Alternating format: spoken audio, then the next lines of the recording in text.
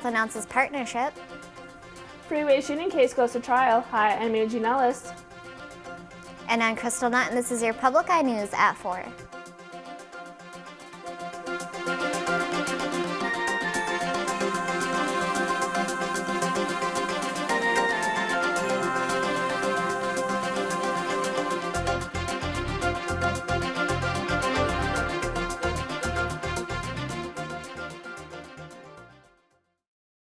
Portage Health has agreed to form a partnership with LifePoint Hospitals. Portage Health stated in the past that it wanted to form a partnership with a larger organization. LifePoint Hospitals expressed an interest in helping it become a better service provider for the community. Portage Health officials said a decision to allow LifePoint to own 80% of the hospital will stabilize its future with additional expertise. This partnership will mean that Portage and LifePoint will each have a 50% governance over the hospital, with community representatives helping the decision-making process. The money from LifePoint will help other organizations in the community, and it will help Portage make the transition to being a for-profit organization, because they will need to become a taxable entity by 2014. And two best friends who went to school and worked together retired yesterday together in Iron Mountain. Childhood friends Joanne Lindholm and Tina Freeman retired from the Oscar G. Johnson VA Medical Center yesterday. They both have worked there since October 12, 1971, in the Medical Transcription Office. Co-workers said they were a joy to work with. Quote, Tina was our program support assistant, said lab manager Brad Tomasuki. She is a loyal employee to the community, to the service, and to the veterans, and she did a wonderful job in her years here. From grade school to weddings and work, Lindholm and Freeman have formed an attachment throughout the years. Lindholm said, I'm going to miss it a lot. A man accused of a series of shootings on and off Interstate 96 in southeast Michigan has told a judge to send one of the cases to trial. Raul Castile waived his right to a hearing Friday to determine if prosecutors have enough evidence in the Oakland County case. Including attempted murder linked to shootings in Commerce Township and Wixom, Castile faces 60 charges in the case. Castile lived with his wife, daughter, and in-laws in Wixom, 40 miles northwest of Detroit. 24 random shootings occurred last fall in a four-county area, and one man was injured. In a separate but related case, the Michigan Attorney General's office is prosecuting Castile on terrorism, attempted murder, and other charges in Livingston County. The next court hearing is March 27th. U.S. state and local officials are investigating the cause of an explosion that leveled a suburban Detroit home, killing the 58-year-old man who lived there and damaging other houses. An autopsy is scheduled Friday for Daniel Malzinski of Royal Oak. Consumer Energy says its crew has been working several days to replace a natural gas main on the street where Wednesday's blast happened. Authorities haven't said if that's what's related. National Transportation Safety Board spokesman Peter Knudsen says the agency is collecting information about the explosion. The blast was heard from several miles away, while burning and smoking wood flakes were scattered nearby as firefighters rushed to put out the flames. A Muskegon defense lawyer is facing new charges after having his law license suspended for using crack cocaine. 55-year-old Terry Nolan was arraigned today in Holland District Court on a charge of unlawful use of a controlled substance. According to MLive.com, Nolan faces an enhanced penalty of up to 2 years in prison because of his previous drug conviction. Matthew R. Casel said in a statement on behalf of Nolan's law firm that it's shocked and deeply saddened by Nolan's arrest. The firm plans to stay open. Nolan was arrested almost a decade ago for cocaine and lost his license. He regained it in 2009. And a gunman opened fire on a group of people with an assault weapon in Milwaukee after the city police chief testified in support of an assault weapons ban at Capitol Hill. The shootings happened Thursday at 2:30 p.m. near Milwaukee's north side. It led to a police chase with the suspect fleeing his vehicle. The suspect was run down by a police dog. According to Milwaukee Police Chief Ed Flynn, 2 people were wounded in the shooting. He told a news conference near the shooting scene that a man and a woman were taken to a hospital. The suspect was also taken to the hospital because he needed to be treated for dog bite wounds, according to the Milwaukee Journal-Sentinel. And coming up after the break, we'll have your national and international news. Stay tuned. This week on Media Meet, Michigan Democrats are already gearing up for state Senate elections in 2014, claiming sacrifices by working families have not paid off. I'm Bill Hart. We'll address that and other topics with Republican State Senator Tom Casperson of Escanaba. Also on the panel, Mining Journal staff writer John Pepin and WLUC TV6 reporter Andrew Lacombe. Issues and answers from UP State Senator Tom Casperson this week on WNMU's Media Meet.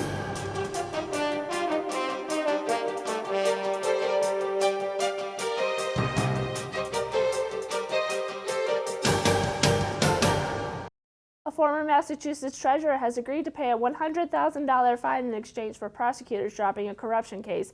Tim Cahill was accused of planning to use $1.5 million of state lottery money for an ad campaign designed to boost his 2010 gubernatorial campaign. Cahill's first trial ended in a mistrial in December when a jury was unable to reach a verdict. A person with first-hand knowledge of the agreement said Cahill will not face retrial, and they spoke on the condition of anonymity because the agreement had not been presented to a judge yet. Prosecutors from State Attorney General Martha Coakley's office and Cahill's lawyers are scheduled to outline the agreement to a judge Friday afternoon. The chance to avoid a series of harsh automatic spending cuts is all but gone. The president met this morning with Democrats and Republicans at the White House, but congressional leaders left without a deal. Tara Mergener reports from the White House. President Obama sat down with top congressional leaders at the White House, but as expected, they did nothing to stop the automatic spending cuts from kicking in. It's happening because a choice that Republicans in Congress have made. They've allowed these cuts to happen because they refuse to budge on closing a single wasteful loophole. Let's make it clear that the president got his tax hikes on January 1st. Lawmakers had a year and a half to come up with a budget compromise to avoid the automatic cuts. When a last-ditch effort failed in the Senate Thursday, Democrats and Republicans blamed each other. They've done nothing. To me, this is pathetic leadership by the commander-in-chief. Then they left town for a long weekend. The cuts go into effect when the president signs the order. The law gives him until midnight to do so. Then dozens of federal agencies start scaling back. $85 billion, or about 3% of the budget, needs to be slashed this year. Almost half of the cuts will be at the Pentagon. General Ray Odierno says the Army alone will have to stop training 80% of its troops. We might have to delay deploying people because they're not trained properly. The cuts will take time to implement, and the full effect may not be seen for weeks. Tara Mergener for CBS News, the White House. A Florida man tried to rescue his brother from a sinkhole that opened up in their house near Tampa on Thursday. Jeremy Bush said he heard his brother screaming for help when the earth collapsed beneath his brother's bedroom. He tried to get to his brother's room, but it was too late. Bush jumped into the hole and was quickly covered in dirt. A Hillsborough County Sheriff's deputy pulled him to safety. Fire rescuers lowered equipment into the sinkhole, but so far there has not been any sign of life. And Catholic cardinals are meeting today in Rome to begin the long process of choosing a new pope. Pope Benedict XVI stepped down last night, becoming the first pontiff in 600 years to resign. CBS's Vinita Nair reports from the Vatican. Catholic leaders sealed off the papal apartment at the Vatican after Pope Benedict resigned. Vatican officials say Pope Emeritus of Rome, as he's now known, watched 2 Italian newscasts and had a good night's rest. He went for a walk in the corridors and in some of the great reception rooms of the palace that overlooked the lake. Pope Emeritus will spend several months at Castel Gandolfo, where he delivered his final words as pontiff in Italian. Grazie, buonanotte. He said thank you and good night to cheering crowds at the papal vacation retreat south of Rome. The 85-year-old told well-wishers he is simply a pilgrim, beginning the last leg of his pilgrimage on earth. With the Pope's seat now vacant, cardinals from around the world are meeting at the Vatican to start the long process of selecting a new pope. Soon, the cardinals will lock themselves inside the famous Sistine Chapel to begin the process on voting for who should be the next pope. American Cardinal Timothy Dolan says the new pontiff must help to restore followers' faith in the Catholic Church. For us as Catholics, of course, there has always been a head-over-heels romance between Jesus and his church. Before he stepped down, Pope Benedict pledged unconditional reverence and obedience to his successor. He urged cardinals to work like an orchestra, harmonizing for the good of the church. Vanita Nair, CBS News, the Vatican. And when we return from break, we'll have your weather and sports. Stay tuned.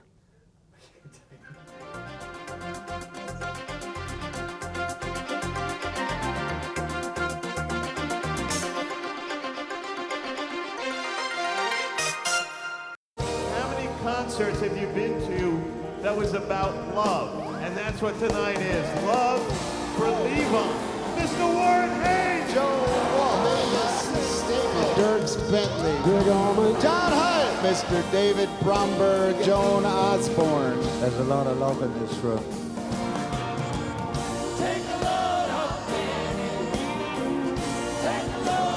Saturday evening at 10 o'clock Eastern on Public TV 13. Hey there, folks. I'm Coop Bicknell here with your weather. And outside, it's starting to melt down. It's been sunny most of the day, but the slush isn't too good. But let's look what's going on numbers-wise, if we can. It's partly cloudy right now. It's 25 degrees outside. The winds are going north-northeast at 19 miles an hour. And the pressure right now is around about 30.29, keeping steady. Tonight, we're gonna have some flurries with a low of 15 and the winds going north at 15 miles an hour. And then tomorrow, it's gonna be partly cloudy with a high of 25 and the winds going about north at 13 miles an hour. Now looking around the area, over in the Sioux, it's 29 and sunny, excuse me. Over in Mastique, it's 25 and sunny. Over in Escanaba, it's 27 and sunny. Over in Menominee, it's 28 and partly cloudy. Over in Iron Mountain, it is 25 and cloudy. Over in Ironwood, it is 25 and sunny. Over in Houghton, it's 24 and partly cloudy. And here in Marquette, it's 25 and sunny. Looking on Sunday, it's going to be 24 with a low of 17 and mostly sunny. And then Monday, we're going to have a high of 25, a low of 19. It's going to be partly cloudy. And then Tuesday, we're going to have a high of 26, a low of 21, and it's going to be snowing.